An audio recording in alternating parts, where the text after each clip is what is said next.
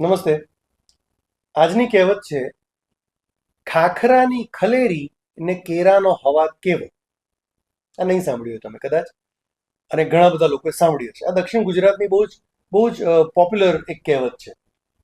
અમે નાના હતા ત્યારથી સાંભળીએ છીએ આ કહેવત. બેઝિકલી ખાખરાની ખલેરી એટલે ખાખરો એટલે જે આપણે પતરાળા, બાજ દળિયા જે બને ને પતરાળા, હવે તો બાજ દળિયાનો એક વ્યવહાર નથી રહ્યો, પણ બાજ દળિયા જે બને એ બાજ દળિયા જે પાનમાંથી બને એનું ઝાડ, બેઝિકલી કેસુડાનું ઝાડ, એના પાન, એને ખાખરો કહેવાય. એ ખાખરાની બાજ બને. હવે એ ખાખરાના ઝાડ પર વસતી ખિસકોલી, ખલેરી એટલે ખાખરાની ખલેરી ને કેરા એટલે કેળા, કેળાનો સ્વાદ કેવો. એટલે આનો બેઝિક અર્થ એવો નીકળે કે ખાખરાના ઝાડ પર વસતી ખિસકોલી હોય એને કેળાનો સ્વાદ શું હોય, એને કેળાના સ્વાદની ખબર શું હોય, એને સમજ શું હોય. આ બેઝિક અર્થ છે. પણ સામાન્ય રીતે કોઈક વ્યક્તિને એવું જતાવવું હોય કે બોસ, આ વાતની તને ખબર નહીં પડે કારણ કે તું ફલાણી જગ્યાથી આવ્યો છે કે ફલાણા પ્રદેશનો છે કે પ્રદેશની છે, એટલે તને નહીં સમજ પડે, એ કહેવા માટે આ વ્યંગાત્મક કહેવત છે કે ખાખરાને ખલેરીને કેળાનો હવા કેવો. આ જ લેકમ બોલાય.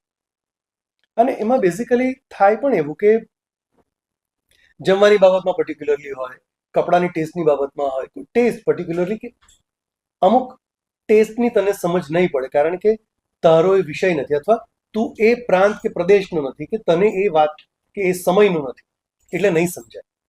અને બીજો કોન્ટેક્સ્ટ, આ એક બહુ સહજ ભાવ છે કે જેમાં આપણે હસતા હસતા એમને કહી દઈએ.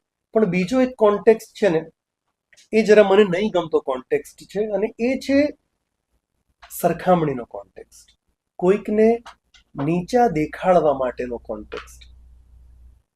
એ સંદર્ભમાં જ્યારે આ કહેવત વપરાય છે ત્યારે કોઈકને નીચો બતાવવા માટે કે નીચી બતાવવા માટે, કે તું આ પર્ટિક્યુલર કોમનું છે કે કાસ્ટનું છે કે જાતિનું છે, એટલે તને આ વ્યવહાર, આ વાત નહીં સમજાય. આ જ્યારે કહેવાય છે ત્યારે એનો બહુ જ નેગેટિવ ઉપયોગ થયો એમ આપણે માનીએ. અધરવાઇઝ આ કહેવત બહુ જ ફની છે. હું મારી દીકરીને ઘણી વાર કહેતો હોય, જ્યારે આમ પેલા એને પર્ટિક્યુલર કંઈ ખાવું હોય ને આપણે કંઈક બીજું દેશી કંઈ ખાતા હોઈએ ત્યારે પૂછે, પપ્પા આમાં શું મજા આવે, ત્યારે હું એને કાયમ કહું કે ખાખરાની ખલેરીને કેરાનો હવા જ કેવો. Thank you.